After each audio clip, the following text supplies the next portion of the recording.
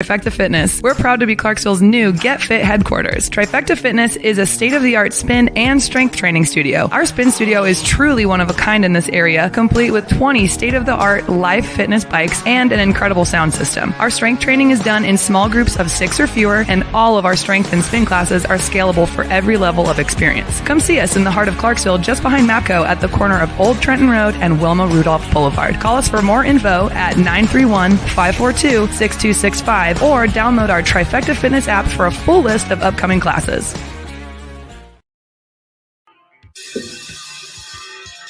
All right.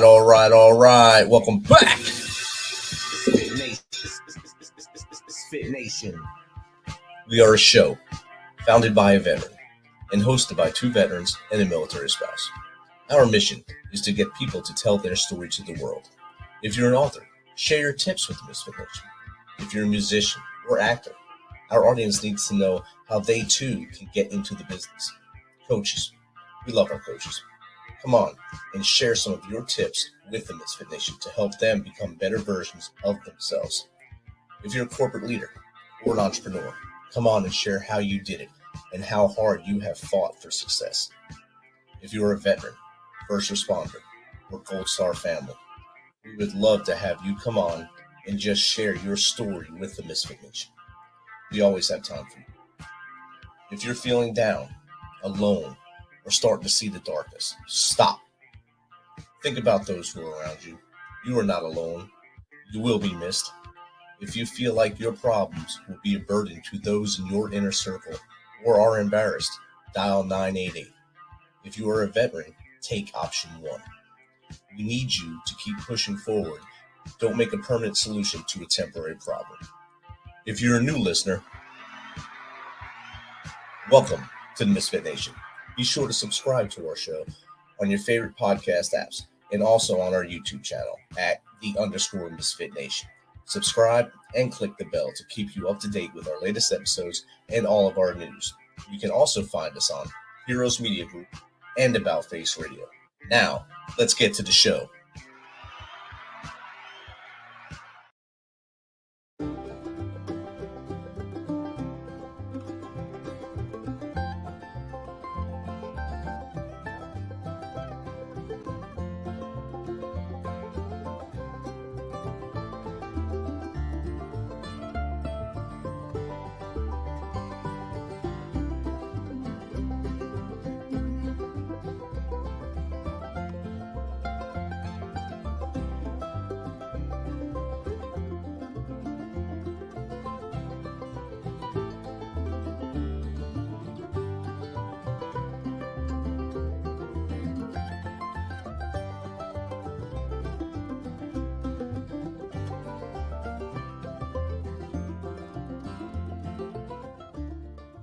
Daughters of Green Mountain Gap weaves a compelling tale of Maggie, Carrie Ann, and Josie May, 3 generations of remarkable North Carolina women living at the turn of the 20th century, shedding light on racism, fear of change, loss of traditions, and the intricate dynamics within a family. Author Teri M Brown skillfully navigates the complexities of their lives, revealing that some questions are not as easy to answer as one might think.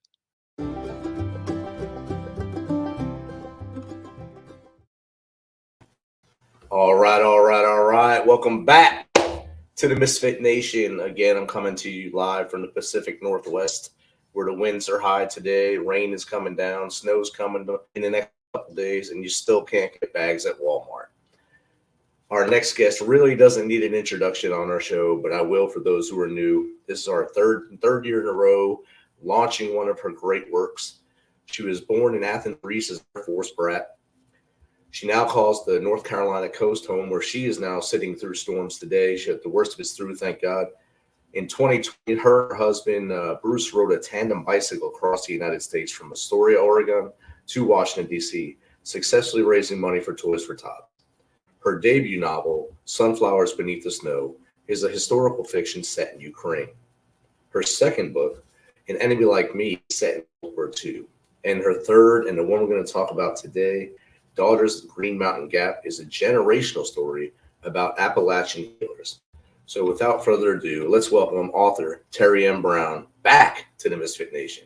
Welcome back, Teri. Hey, Rich, how are you doing?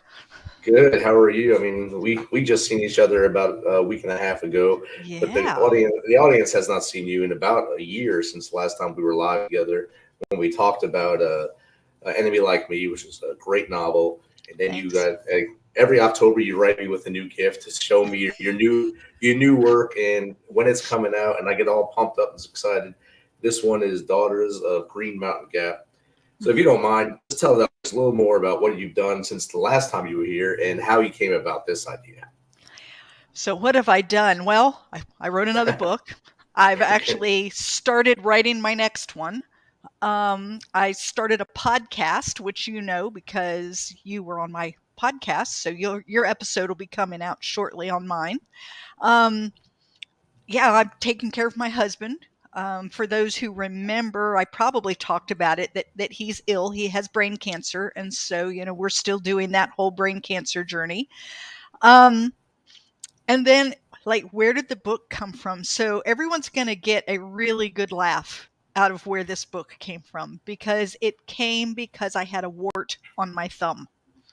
And I tell people that I can pull a story out of just about anything. But I had this wart on my thumb. I went to my primary care doctor, not for the wart, just for a regular checkup. And while there, I said, "Oh, by the way, I have this wart. Can you get it off for me?" And she said, "No. Oh, you would have to see a specialist." And I thought, "What? It's a wart." Okay, but nope, she was going to send me to a specialist. And so I went to the local CVS and got a little patch, and that was the end of that. Well, a couple weeks later, I'm talking to my brother on the phone, and he and I were complaining about our primary care doctors and how anymore they don't do anything. They pretty much just broker you off to a specialist. They do very little in the office. And I told him about my wart, and he said to me, "Why didn't you get someone to talk it off?" And I said, "What? What?" And so you have to understand, in my family, I am the gullible one.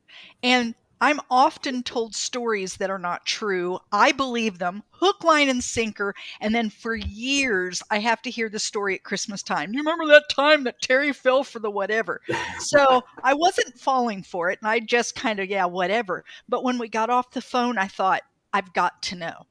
I've got to know, is this true or not? So I type in "talk off warts" because I'm Google mom, I'm research junkie. There are people who talk off warts. They literally will hold your hand and talk to the wart, and within a week, the wart goes away. Some people actually will buy your wart. They'll give you a penny, and you give them your wart, and the wart will fall off within a week. So, of course, I had to keep digging because it was like, what other weird stuff is out there?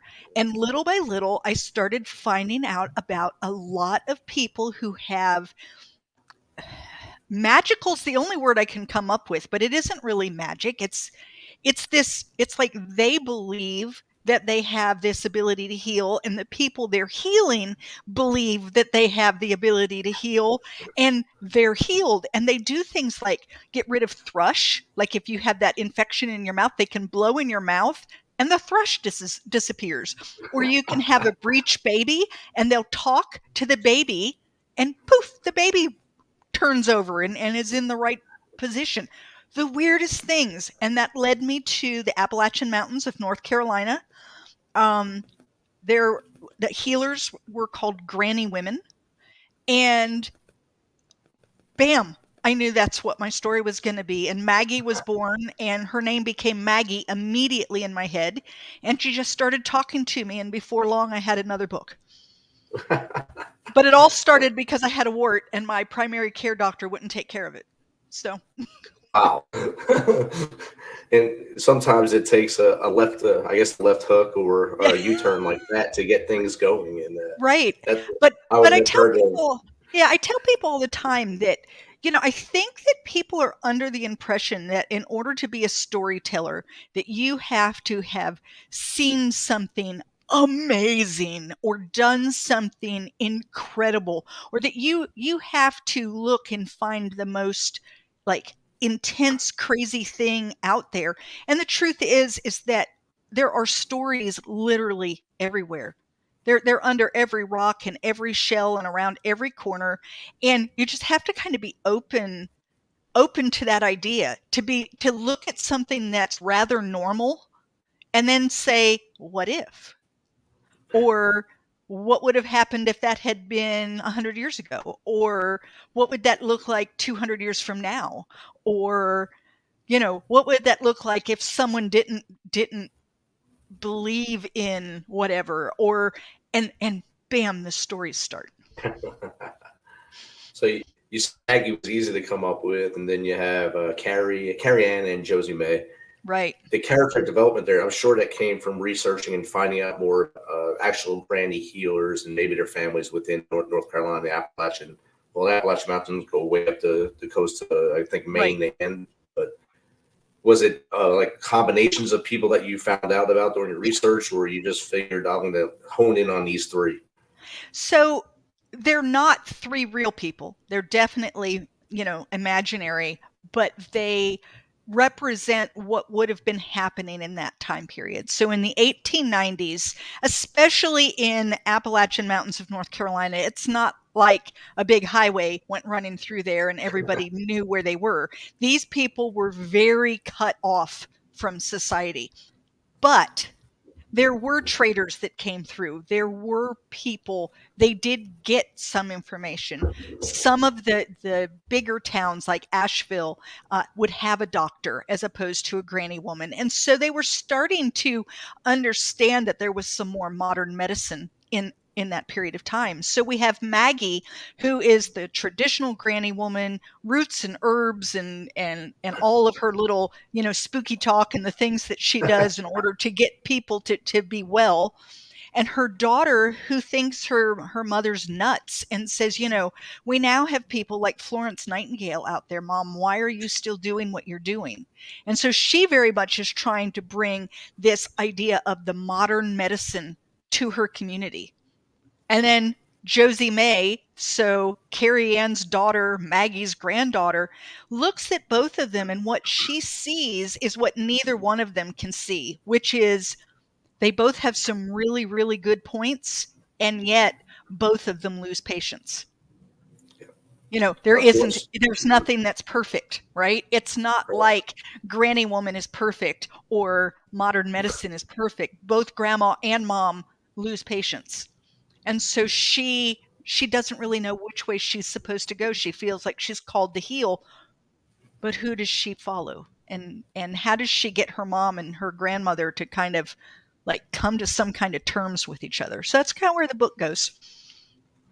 And that can happen in any generation gap of any year, because you have mom, grandma, and daughter, and 3 generations seeing things differently through their eyes. And you can go to today and say, like, my dad in technology, then us in technology, and then our kids in technology.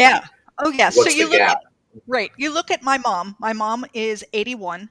And when she got her cell phone a few years ago, it was the funniest thing you've ever seen in the world. She called me up on it and she's yelling. Okay. Terry, I'm on a cell phone. And it's like, I get it, Mom. Honest, you don't have to yell. So she wanted to know if I would call her.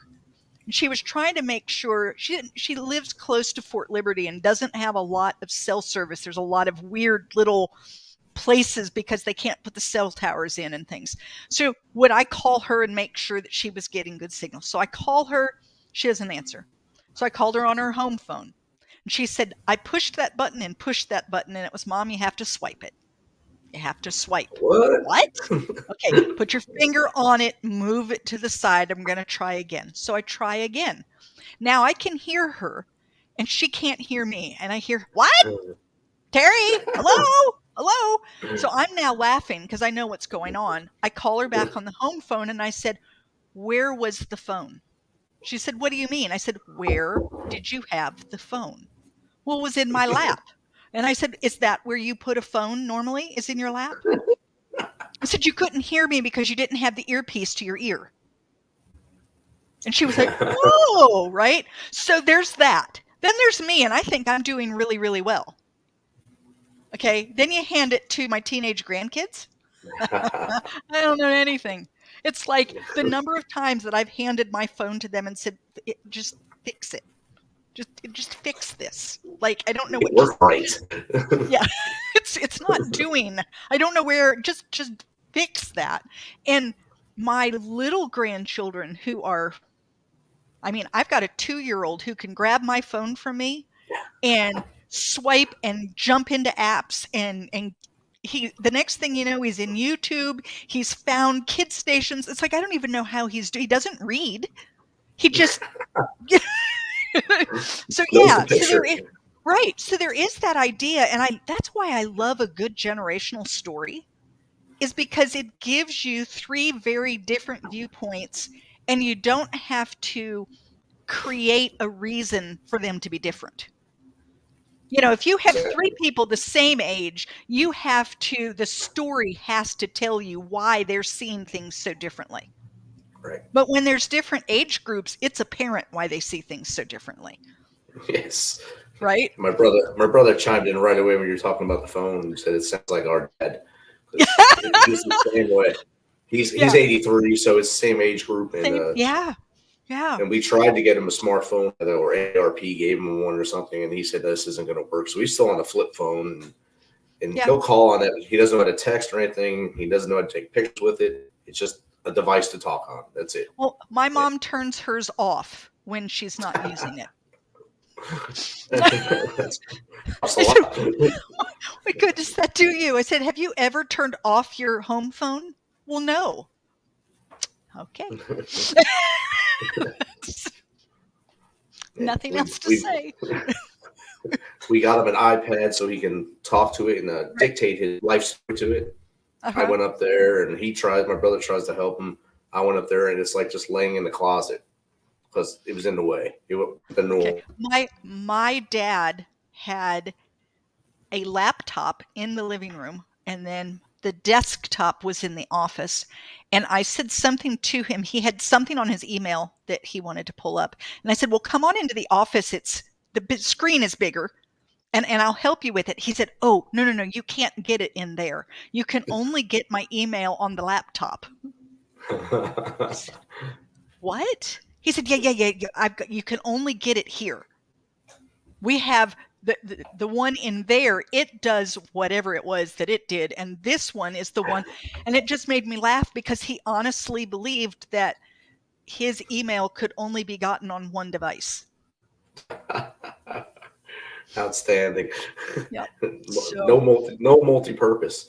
No. If you've got this one set up for email, you can't get it anywhere else. So yeah, I don't know. But it is that idea that whatever you've grown up with is what you're used to. I tell people about, like, when I was growing up, my grandparents would talk about the Depression.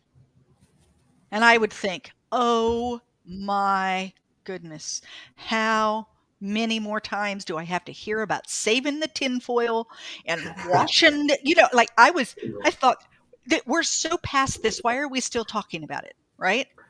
I wasn't a horrible teenager. I just didn't see, why are we still talking about this?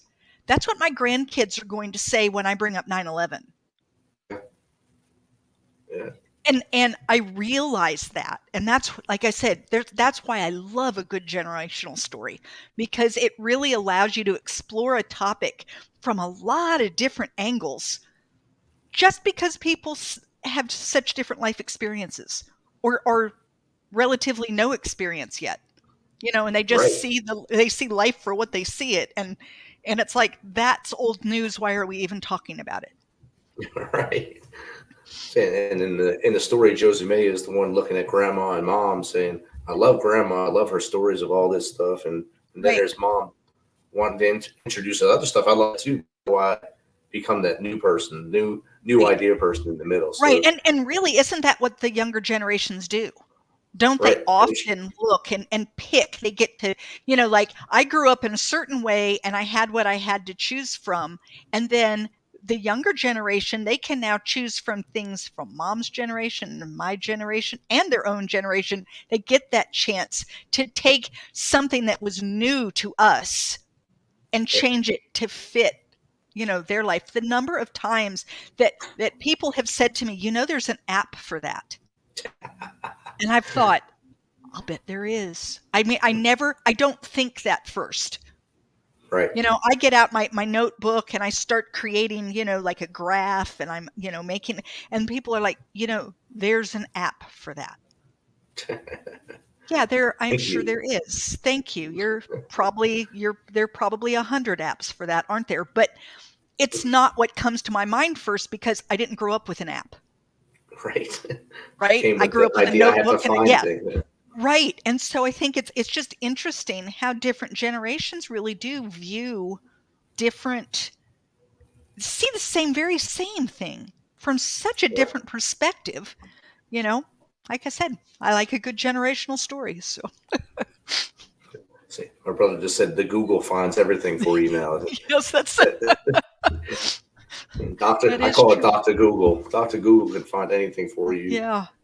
As I do my research for my doctorate, the first place I go is Google, and then I go to like Google Scholar or to the school library to see if it's real, because sometimes things on Google are not really real good sources. But there's good stories, but not good sources. Right. That's another thing that I had to explain to my mom. She has it now, but for the longest time she'd say, "Oh no, I saw it on the internet." Okay, Mom, I can put anything on the internet today, right now. Like, I can put anything. I could say something about you that is completely untrue, and I could put it on the internet that other people could find. She's like, "No, you couldn't." I could right now at this very moment. So can everyone else. Yes. So just because it's on the internet doesn't mean a thing. You have to now, you found it on the internet. Now, can you find other sources that are like real sources, like the kind that you used to have to do term papers over sources? Can you find those? The ones you used to walk up to the library in your town and actually sit down and read and go through the Dewey Decimal System and figure out where a book was and remember the numbers by the time you got to the shelf. And not the little tiny pieces of paper and the little tiny pencils that were always to a nub, and you never had enough lead in them, and you had to hold them just right to scratch your number out on the piece of paper. Yeah. Yes. And then we walked uphill both ways to school in the snow, and 6 miles uphill, both ways. Yeah. But you lived in the valley. Yeah, but it was uphill both ways. Trust me on this. And Jake, our resident redneck, who usually go travel with all the time, I use my phone usually for directions, and I call my phone app Suki from the Fast and Furious, Too Fast, Too Furious, the female driver, and she gets us lost every time. Every single time we put an address in there, she'll either get us lost or put us on a tiny road in the biggest truck we can possibly have and try to kill us. Yeah. So when my husband and I rode across the United States on the tandem bicycle, you're out in the middle of nowhere. And so you are using GPS and whatever. And I got to the point where Google Maps, like, they're dead to me. I am so sorry, but the number of times that we would be in the middle of freaking nowhere and the road would literally end. And you'd talk to someone in town and they'd go, "Oh, yeah, they were going to put that road in 5 years ago and it just never went through." And it's like, or you would you were on a really good road and all of a sudden it turns to dirt and gravel, and that's what it's going to be the next 8 miles. And there isn't any way around it. And it's like, really? This is the road you chose to bring me on? Yeah. So I understand that. Yeah. Yes. In fact, if you go back and look at the blog, I kept a blog the whole way across. And I do believe that one of my blog titles was "Google Maps is Dead to Me." I mean, well, Suki keeps me on my toes. I keep her with us. Keep her with us at all times. She hasn't got lost here much yet. So as this is book 3 in our library of Teri Brown, and I know you're already on your next one. I know, I can feel it just looking at you. I can see the engine running. Where are we going next? So people have trouble believing this because I've done 3 historical fiction, right? All of them have multiple points of view, dual timeline, past tense. This one is this one is a contemporary humor, one person, present tense, totally different from anything. But I've had a character in my head for years. I don't know how many of your audience would know this book, but when I was growing up, there was a book called Are You There, God? It's Me, Margaret by Judy Blume. And all the pre-pubescent girls read it. And it was all about things like, when am I going to get boobs? That whole thing, right?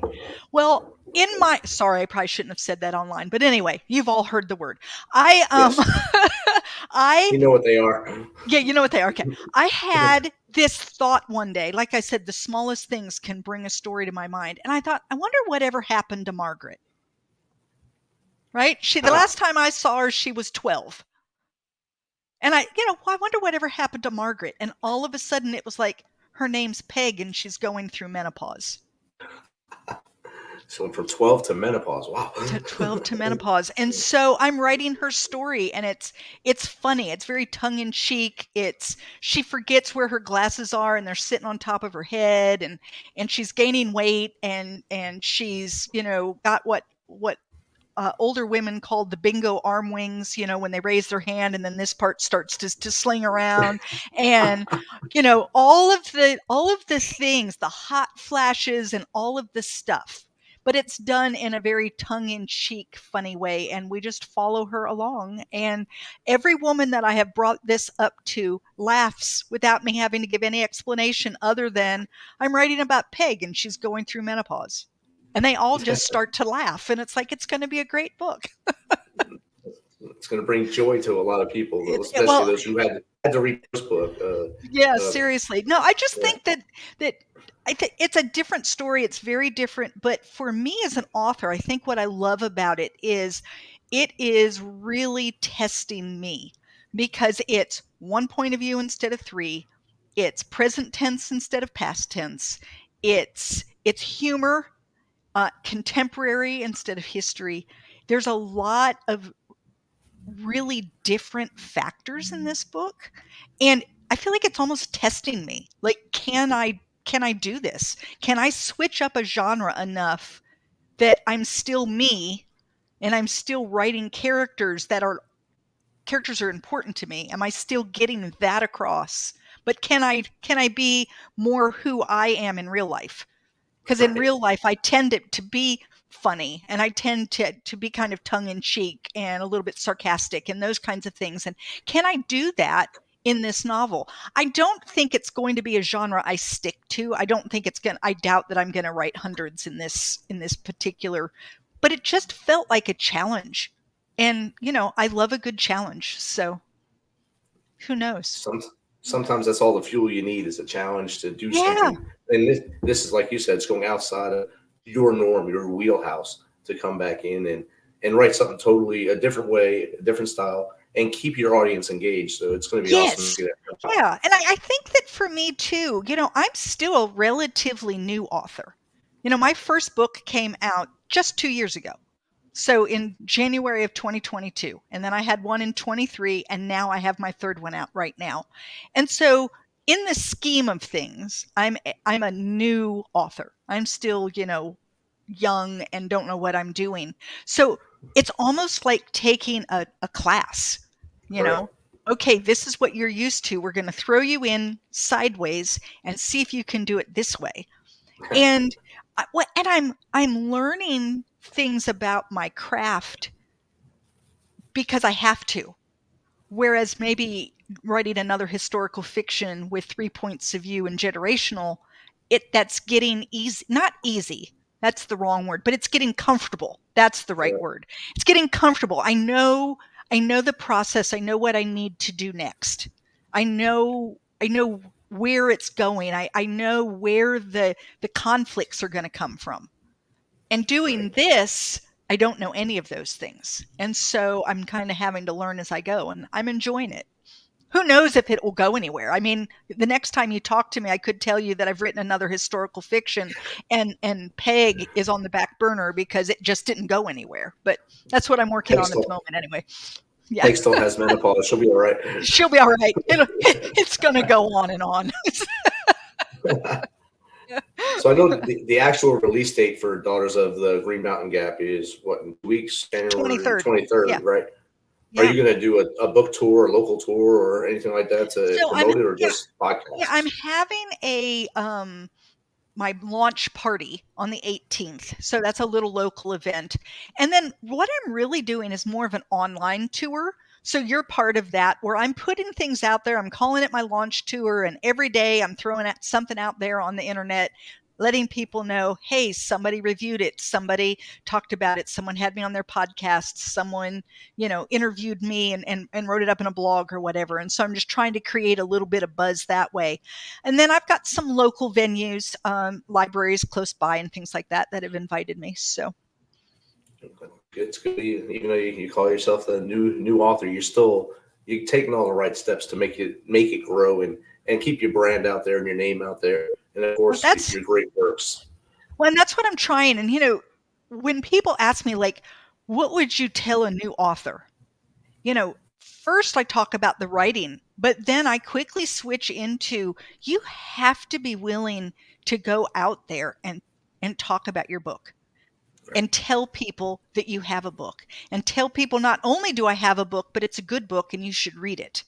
You have to be able to say that. If you cannot hold up your book and say, I have a good book, nobody else is going to say it for you. And one of the things that I said one time, and I had people kind of look like this, I said, if you're not willing to dance on the table naked with your book, nobody's going to. And you just have to have that ability to first of all, believe in yourself, and believe in yourself enough that you will say to other people, I have a book, you should read it.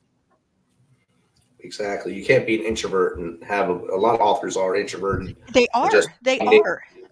But when it comes out, you have to kind of break that barrier and become the, I guess, introverted extrovert at that time. Right. Well, and even if you can't, I'm a people person, so I don't have any problem laughing and joking. Even if that's not your style, you still have to be able to say out loud, I have a book. It's good. You should read it. Whatever style that's in, whether it's big and bold with a neon sign around your head or not, you've got to be able to talk about the fact, because no one's going to find it accidentally. You've got a book on Amazon. How many books are out there on Amazon? Probably millions by now. Millions, right? And so what is the likelihood that anyone is going to accidentally bump into your book? It's slim and none, I believe. Slim and none, I'm pretty sure, yes. And so, if you're not willing to do things like get on a podcast, have somebody interview you, ask for a review, talk to people who have blogs and say, hey, would you review my book? I'll give you a copy of it if you'll review it. If you're not willing to do those things, yes, you can be an author and yes, you can be published. But when you bring out your next book, you're going to be in the exact same spot. Right. So when I brought out Sunflowers Beneath the Snow, I knew nothing about publishing. I got the book published and I sat in front of the computer and waited for it to sell, was sorely disappointed, and realized that I needed a new strategy very quickly. At that time, so 2 years ago, I had nobody on my newsletter list. As of this afternoon, I have almost 1,800 people on my newsletter list. Beautiful. That's a big difference. Yes. Now I need way more than that. My goal is 10,000 or more. I'm not anywhere close to that, but I always say, okay, no, I'm not where I want to be, but let's take a look back just for a quick moment. I don't like to look there too long, but for a quick moment, yeah, you've come away. Now, what are you going to do to keep pushing forward? Right. So, one of the things that you said you like to do on this show is help people who want to become an author or whatever. It's one of the things you have to do is start now, even before you have a book. Start telling people, I write, I'm an author. Right. You don't have to be published to be an author. right? So I'm an author. I'm writing. I'm going to have this book. This is what it's going to be about. Would you like to be on my beta reader? I'll give it to you early. And then all you have to do is be willing to give me a real review. I don't mean a fake review. I don't mean just give me 5 stars. I mean, you tell me what you think of the book. That's what you have to do. You just have to put yourself out there. I mean, how did I find you? How did I find you the first time? Well, I forget. I reached out to you. I think that I wrote to you. I saw maybe you had someone else that I had seen or something, and in your podcast came up, and I said, and so I wrote to you. I didn't know who you were. I had no idea who you were. Hi, my name's Teri. This is who I am. This is what I've done. Here's a copy of my book. I want to be on your show.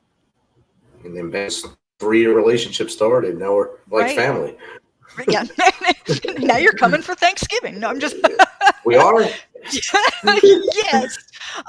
But I think that's part of it. And the other thing I tell people is don't give up. Because I don't know with you, I don't remember. I'd have to go back and look. But the number of times that I would write to a podcast host and hear nothing. So what did I do? I wrote them again. Right. And what did I do when I didn't hear from them the second time? I wrote to them the third time and the fourth, and as many times as it took until they either said, go away, we're not interested in you, at which point I took them at their word and left them alone, or they finally said, who is this chick? Why does she keep bothering me? Oh, yeah, I think we would like her on the show. At some point, she's going to be on my show now. Yeah. That way she'll stop writing me.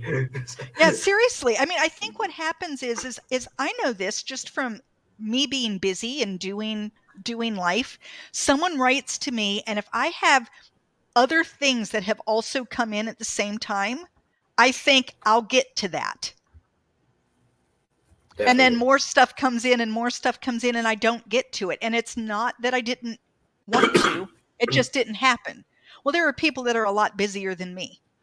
And they get a lot of emails. If you're a podcast host, you get a lot of emails. People saying that they want to be on your show. You're trying to figure out, are they going to be a match? Will this really work for me? Is it any good? Yada, yada, yada. If you don't know anything about them, they kind of go to the bottom of your list unless they've said something that really sparks. Right. But if you hear from them again and again and again, now the name at least rings a bell and you think, I've heard of her. Right. If nothing else, it's because, it's nothing else. It's because I've been in your email inbox, 16 times, but you now know who I am. So it just stays there now. Yeah, it's like, oh yeah, we got to do something. So what is this? David is saying she should come onto his show, the Homefront Sit Rep. He's another veteran who has a great show, Homefront Sit Rep, and he's listening tonight and he's invited you to his show. I'll send you his email right after this. Fantastic. Absolutely, David. I'll be there.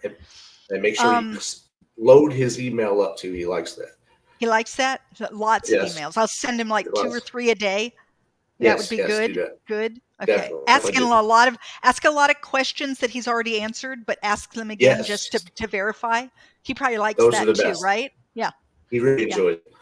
I'll bet. He's laughing right now. So. Or like he gives me three answers, but I only read the first one, so I ask the other 2 again. No way. Right? Yeah. Would that be good? He'd probably like that too, right? He said yes. He's saying yes in the chat right now. Yeah, I'm sure. So see that right now, we just connected you again. So this is awesome. Right. And his network on his show, there's a bunch of other hosts that are on there, and they'll probably reach out to you as well. Yeah. So I mean, it's about networking, and it's about when people ask me like, what's your favorite part about being an author? And everyone expects me to talk about some part of the writing. And don't get me wrong, I love to write. I love getting the stories out of my head, mostly so that they're out of my head, because it's really crowded in there and I get all this stuff going on, and it feels good to get the story like out. But the part that I have learned that I love the most is meeting other people, meeting other authors, meeting readers, meeting podcast hosts, meeting just people who are interested in what I'm doing and finding connections. And to me, that's been the biggest joy of this entire journey. you were talking about the answer in the first question, but disregard the other two. Our resident redneck, he jumped in and said you would fit right in with our actual work company. Every time we send an email. So what's the answer to this one? Look above. Yeah. Look above. Yeah. The one Look you just above. breezed Look by. above. Yeah. So the number of times that I've learned which people that I have to like send 3 emails, 1 question per email, because if I ask 3, they only answer the first question and they never answer the other 2. And then I end up having to send another email anyway. So I write an email and in the subject line is the question. And then I ask the question, and then I send another email, which has the next question in the subject line. And then I ask that question. And then because there's something about people, they have a real hard time with the whole, it's like follow the steps 1, 2, and 3. Can you do it? And David just wrote in there. He said, "Marine it down." So instead of dumb it down, marine it down. So. Oh, you better be careful. My husband's a former Marine. He isn't gonna like that. So's he. So's David. Oh, is he? Okay. Yes. All righty. I wrote back to him, crayons for all. So that's good. Crayons for all. Yeah. Yep. Make it Terry, where's simple. Where's the best place for other people to get in contact with you other than in my chat to get you on their show and maybe learn more from? The easiest place would be my website. So it's my name, Teri M Brown. That's Terry with 1 R. When you go there, I have a chat page, so like a contact page, so you can reach me that way. I have a newsletter that you can sign up for, and then I have all those nice little social media buttons so that you can just push. So if you're an Instagram fan, I'm there and you can find me. Facebook, LinkedIn, Twitter, TikTok, you name it. I'm on it. I don't know what I'm doing on most of them, but I'm there. So, you can find me if nothing else. Definitely. But that's where your kids and grandkids come in with the exactly. how-tos. When my daughter heard that I was on TikTok, she just went, "Mom." Whoa. And it was like, no. I'm not like doing the challenges and stuff. I'm putting book stuff out there. It's really very tame. There's a lot of other things you could do on TikTok. Yeah, it's like, trust me, I'm not. I'm not doing that thing where they're like bending and their legs are coming over their head. It's just not. It's never going to happen. Terry, this has been great catching up with you tonight. I can't wait to see the success of this book, and I know I'm going to hear from you throughout the year, but definitely in October, I'll hear from you from either about menopause or that went on the shelf to another book that's going to be awesome. You never know. I could have 2 by then. I mean, you just don't know what might go on with me. And you said you got to get out of your head, so there might be 2 rattling in there right now. You might 2 rattling. They're always rattling around. You'll give us a twofer and everyone will be all shocked. So it'd be great. Yeah. All right. Thank you so much. Thank you. You have a great day. All right.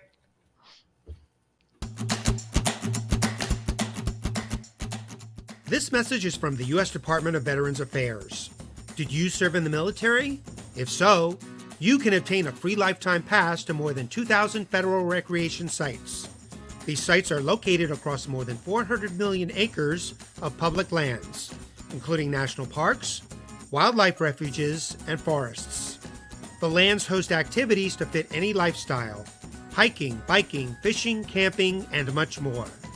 Gold Star families are also eligible for these free lifetime passes.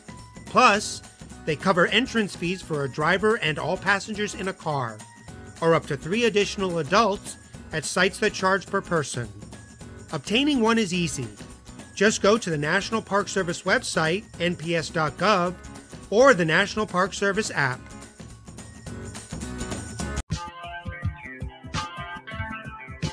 Thanks for checking us out and being a part of the MisFitNation. Don't forget to visit our website at themisfitnation.com.